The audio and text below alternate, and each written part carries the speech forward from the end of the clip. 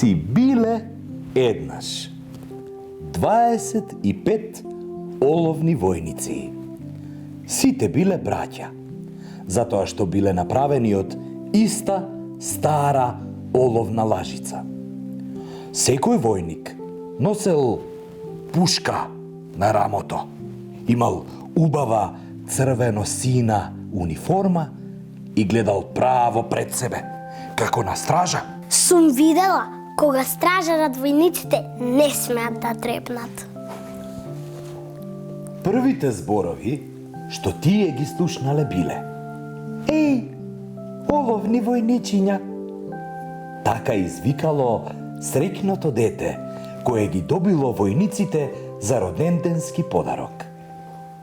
Детето веднаш ги извадило оловните војници од кутијата во која биле спакувани и ги наредило на маса. На масата имало и многу други играчки.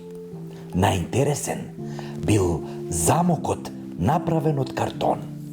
Во него имало мала дама балерина, направена од хартија. Рацете и биле грациозно кренати над главата, а ногата и била крената високо. Носела сина марама на која блескала сјајна звезда. Оловниот војник се влюбил во балерината од хартија. Си рекол: таа би била совршена невеста за мене, но се плашам дека е голема господја, зашто живее во замок, а јас во кутија. Но оловното војниче не помислило да се откаже од својата љубов. Деноноќно заљубено ја гледало балерината. Еден ден детето го оставило војникот на работ од прозорецот. Јас секогаш пред спиење ги ставам играчките во кутија за играчки. Така треба. Инаку нема долго да бидат убави, а може да се случи да ги затуриш или дури и да ги изгубиш. Оловното војниче во еден момент, кога во собата се случил провев, паднало од прозорецот право на уличната калдрма.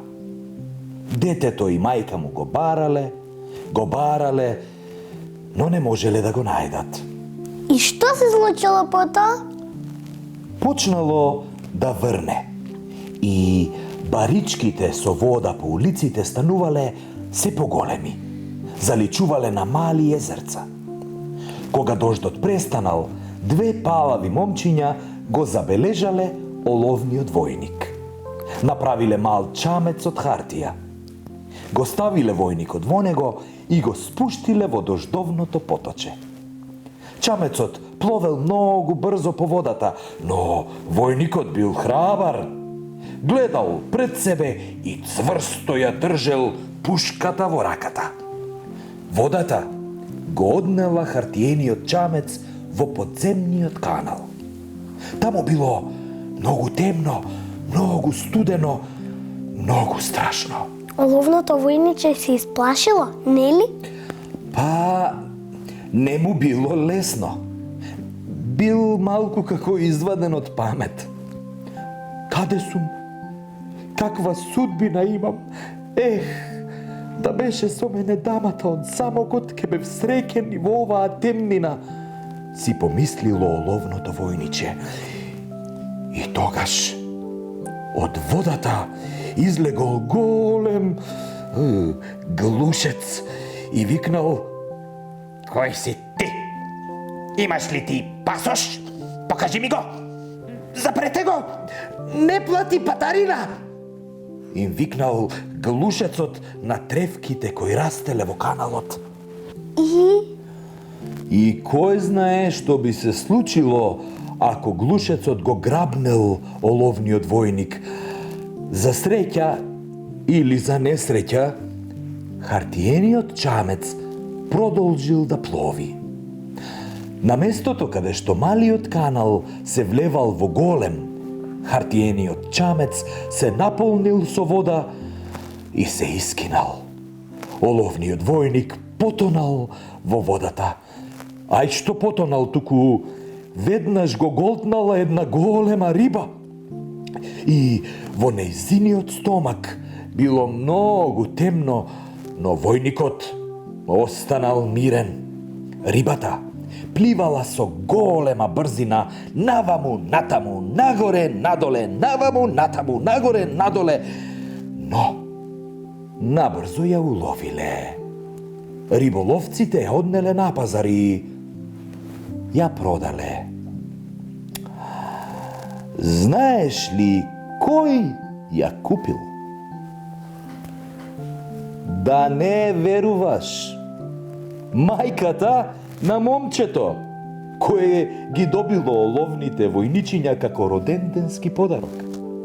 Кога готвачката сакала да ја сготви рибата, во стомакот на големата лакома риба го нашла оловното војниче. Детето било пресрекно. Еј, моето оловно војниче се врати дома, моето оловно војниче се врати дома. На војникот не му се верувало. За толку кратко време му се случиле толку многу чудни работи. За малку ке почнел да рони оловни солзи од среќа, кога повторно ја видел својата љубов, хартиената дама балерина. Војникот и балерината долго се гледале и тогаш од нигде никаде, за ништо, без никаква причина, во еден момент едно палаво дете кое било нагости во куќата го зело оловното војниче и го фрлило во огништето. Леле, леле. Војникот видел силна светлина и почувствувал голема топлина, но не му било јасно дали е тоа вистински оган или неговата бескрајна огнена љубов. Гледајќи право во дамата балерина, војникот почнал да се топи. И тогаш одеднаш се отворила вратата и ветрот ја кренал во воздух дамата од хартија. Таа паднала во огнот веднаш до војникот. Пламнал силен оган и од двајцата не останало ништо. Не останало ништо. Утредента домакинката во огништето нашла мало оловно срце. Срцето на оловниот војник. А од балерината останала само сјајната звезда што ја красела марамата. Приказната е тажна. Ама и убава. Зашто не учи дека вистинската љубов е вечна. Да,